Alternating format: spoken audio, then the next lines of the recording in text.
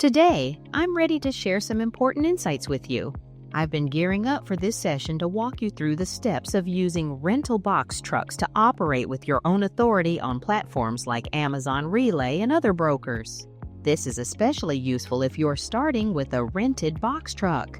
The first step is setting up a business. You can do this with services like LegalZoom, but you can also handle it on your own.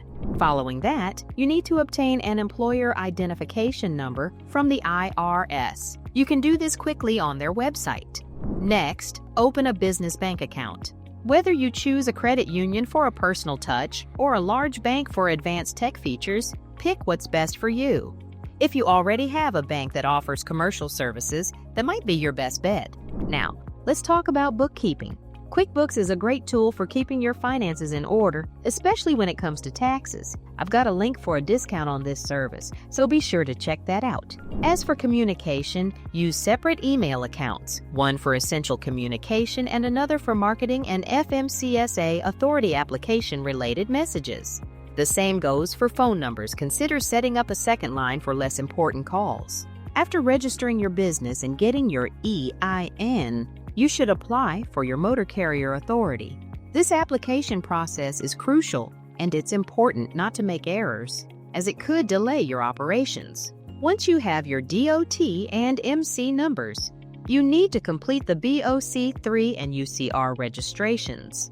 These are both necessary and have associated costs, but they are straightforward to complete. Next, you'll need a DOT physical exam and a medical card. While not needed to activate your authority, you'll want these before hitting the road. In the first week of your application, get an insurance quote. Use a form to streamline the process and ensure everything is accurate. It's essential to work with an agent who specializes in trucking because rentals require regular updates to your policy. Consider freight factoring and fuel card services to manage cash flow and fuel expenses. Start these conversations early, as setting up can take some time. Finding a good dispatcher is key, especially when Amazon's freight board isn't enough. Interview a few and choose one that fits your needs. They can be invaluable in finding loads when Amazon Relay is slow. Finally, I've arranged a deal with Budget Truck Rental for favorable rates on box trucks. Once your authority and insurance are in place, you'll be able to access these rates.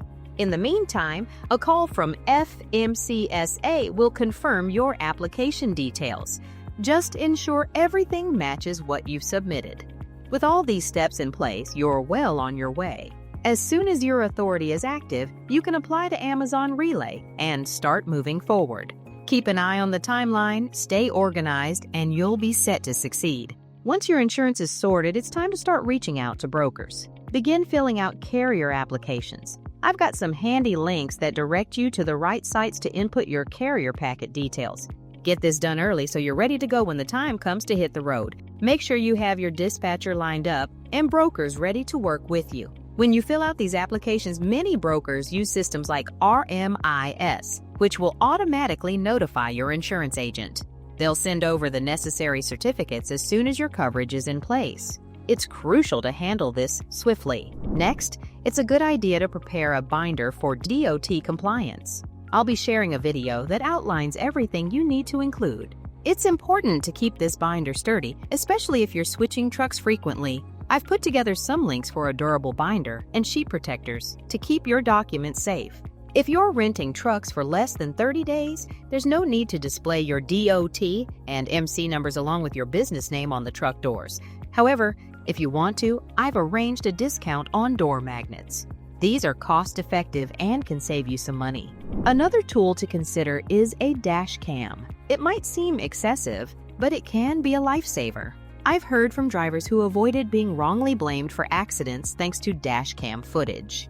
In commercial driving, you're often held to a higher standard, and having evidence can protect you in disputes. If you have any questions or if you're further along in the process, don't hesitate to reach out at FMCSAregistration.com or call us at 866-477-0707. I'm here to help, regardless of where you're operating from. I'll be posting more videos on topics like compliance, hiring drivers, and buying trucks. This journey is exciting, and I'm grateful for everyone who has reached out. Feel free to leave comments or contact me directly for one-on-one discussions. More content is coming your way soon.